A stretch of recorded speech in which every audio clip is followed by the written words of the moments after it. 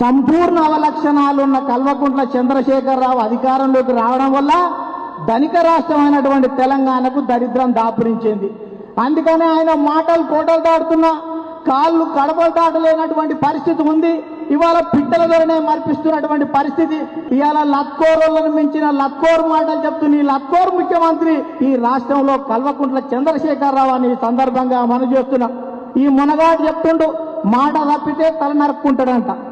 ఎవడన్నా బాడీలో 3 వంతులు నీళ్లుంటే మాట మీద ఉంటాడు, 3 వంతుల మందు ఉంటుంది, ఈయన మాట మీద ఉంటాడు అని సందర్భంగా నేను మనవి చేస్తున్నా. ఎక్కువ సమయం తీసుకోకుండా ఆయన హామీల సంగతి చెప్తా. ఫామ్ హౌస్ లో వండుకుంటే కల్వకుంట్ల చంద్రశేఖరరావు విను.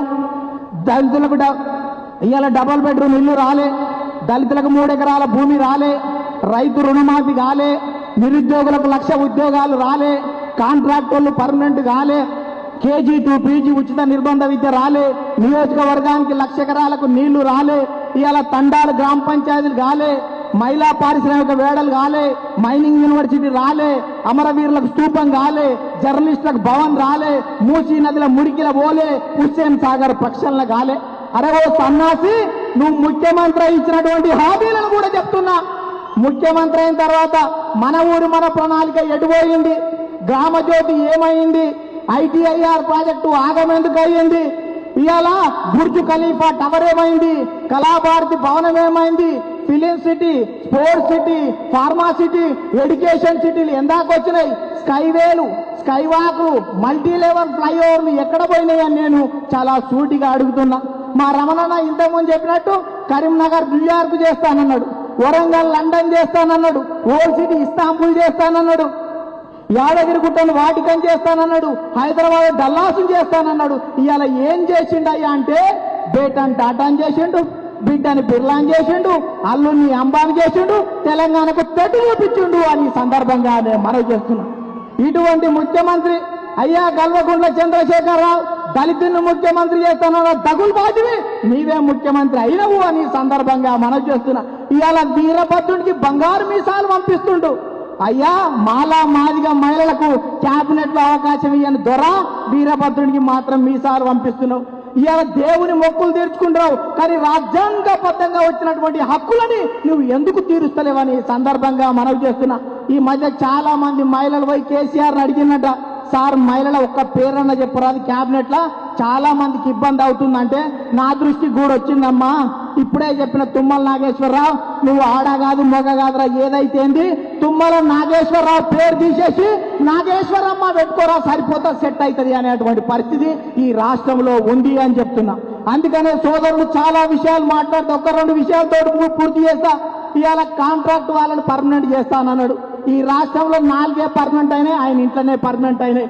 ఒక్క కలంపోటుతో కాంట్రాక్టు విధానాన్ని రద్దు చేస్తానన్న కల్వకుంట్ల చంద్రశేఖరరావు అధికారంలోకి వచ్చిన తర్వాత కాంట్రాక్టు విధానమే ముద్దంటివి. ఇవాళ నిరుద్యోగులకు కాంట్రాక్టు ఉద్యోగుల మధ్య చిచ్చు పెట్టిండు. అయ్యా 5 సంవత్సరాల కాంట్రాక్టు కోసం ఏర్పడ్డ ప్రభుత్వం నీది, 3 సంవత్సరాలు గడిచింది, 2 సంవత్సరాలు అయితే నీ కాంట్రాక్టు ముగుస్తుంది, నీకు రెన్యువల్ చేసే పరిస్థితి లేదు నీ కాంట్రాక్ట్ అని ఇవాళ యువత తిరగబడుతున్నటువంటి పరిస్థితి. ఇంకో విషయం అవుట్ సోర్సింగ్ లేదు నా ప్రభుత్వంలో అన్నది నాకు సిగ్గు అనిపిస్తుండే. నీ క్యాబినెటే outsourcing, Indrakaran outsourcing, Talasani outsourcing, Tummala outsourcing, నీ మంత్రులు అవుట్ సోర్సింగ్, ఎమ్మెల్యేల అవుట్ సోర్సింగ్, ఎమ్మెల్సీల outsourcing, total corporation outsourcing, నీ బతికే ఒక అవుట్ సోర్సింగ్ పథకాన్ని సందర్భంగా మనవి చేస్తున్నా.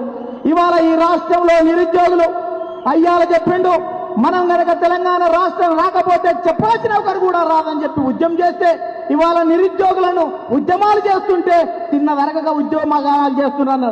అయ్యా కల్వకుంట్ల చంద్రశేఖరరావు ఈ రాష్ట్రంలో 2.5 లక్షల పోస్టులు ఖాళీగా ఉన్నట్లు ఆర్థిక శాఖ తేల్చిన, 1,07,774 పోస్టులు ఖాళీగా ఉన్నట్లు మీ శాసనసభలో ప్రకటించిన పత్తా లేని నోటిఫికేషన్లు ఇవాళ అమరులు పాడెక్కి సాధించిన తెలంగాణలో తెలంగాణ ద్రోహుడు పదవిలోకి వచ్చి ఈ దుస్థితి ఏర్పడ్డదని ఈ సందర్భంగా మనం చేస్తున్నా.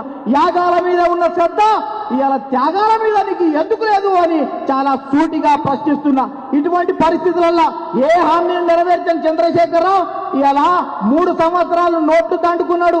ఇప్పుడు ఓట్లు దండుకుంటేందుకు గొర్రెలు ఇస్తా, పందులు ఇస్తా, రైతులకు మందులు ఇస్తా అని చెప్పేటువంటి పరిస్థితులకు ఉన్నాడు.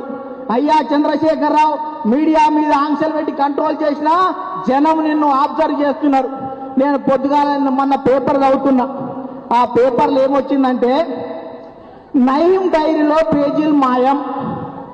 ఆ పక్కకున్న ముసలాయన అంటుండు, ఏందయ్యా మళ్ళొకసారి చదవన్నాడు. నాకు అర్థం కాక నయీం డైరీలో పేజీలు మాయం అన్నాడు. నయీం డైరీలో పేజీలు మాయమైతే పేపర్ రోడ్ రాసిండు, మరి డంపు మాయమైంది అదెందుకు రాయలే అన్నాడు. అంటే జనం ఎంత అబ్జర్వ్ చేస్తుంది.